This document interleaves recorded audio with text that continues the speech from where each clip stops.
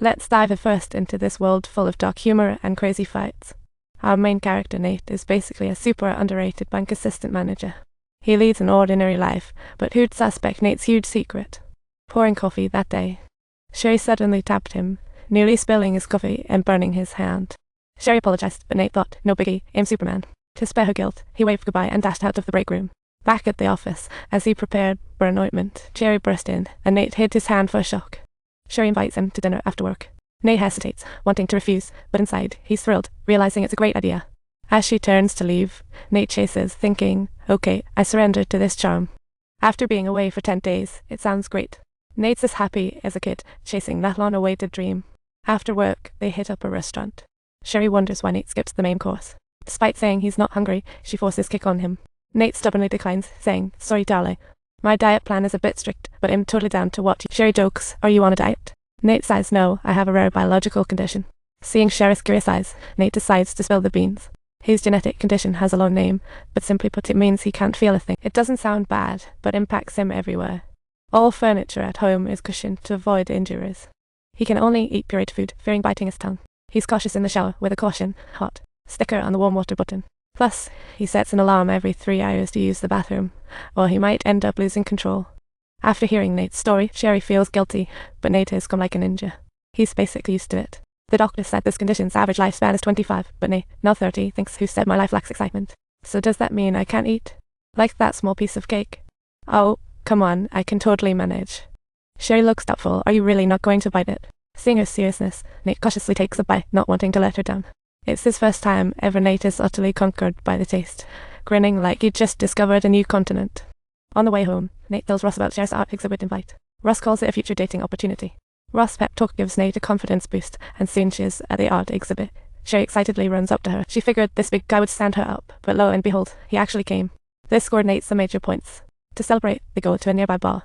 Just as the mood tightens, an inappropriate voice interrupts. It's one of Nate's high school classmates, causing a commotion. This classmate is totally surprised that Nate is alive, giving her a punch on the shoulder as if he's just cracked the joke. Nate doesn't flinch. Her childhood was spent in hospitals and bullied by classmates, so her heart is as tough as armor. Suddenly the alarm rings. Nate pops out of the bathroom to find Sherry chatting happily with her classmates. Though put out, he tries to muster energy. Sherry finds this classmate amusing, suggesting a toast to forget past awkwardness. It's a joyful party. Nate agrees. The bartender gives them drinks, gulped down to surface level. Sherry's every move is just to give Nate a chance to breathe. It's like sunshine breaking into Nate's cold heart. Both of them return together to Nate's home, where Sherry takes a close look at the imaginative artwork, and at this moment, Nate's artistic talent is fully revealed.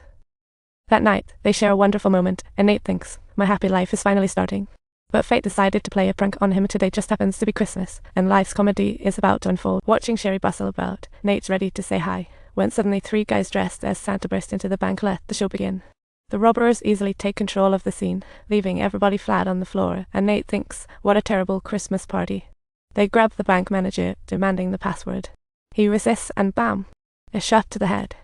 Next up is Nate, dragged to the vault by the robbers, and staring at the blood on the floor. Nate freezes like a deer caught in headlights. Even when beaten down, she feels nothing, experiencing no pain or fear. She's practically a warrior. Faced with the robbers' threats, Sherry jumps in to shout, wanting to protect Nate. She's Nate's superhero. The robbers quickly realize something's up between them, turning to threaten Sherry, and Nate thinks, is it my time to be a hero? Ultimately, Nate gives up the vault password. The robbers shove Sherry aside and knock Nate out, emptying the vault of cash. However, just as they are about to leave, the police arrive, and the robbers freak out, taking Sherry as a hostage. Upon witnessing this scene, the police dare not make any sudden moves. They hastily shove Sherry into a car and speed away, and Nate knows full well that he has to save her by himself. It's crunch time. She's revving up to chase in the police car when she realizes there aren't enough officers, and Nate knows it's time to take action. She quickly unbuckles her belt to tie up the cop's leg, then grabs the cop's gun and jumps into the police car. She floors it, and in the blink of an eye, the robbers notice the pursuing car. Their words flooding in. The robbers decide to split up, but Nate has no hesitation, choosing a car and following it, just to find Sherry. An obstacle appears out of nowhere. Nate shows up out of the blue, and the robbers desperately try to shake off this tenacious pursuer. Fearless, she bolts into the hotel kitchen. The robbers think they can lose Nate, but she slips right through. A truly tricky character. Soon, the robbers are pushed to their limits by Nate's flashlight speed. Nate doesn't flinch at all and manages to take them down in the end. Everyone cheers as Nate finally becomes the bank superhero. Don't forget to subscribe and keep following Nate's adventures.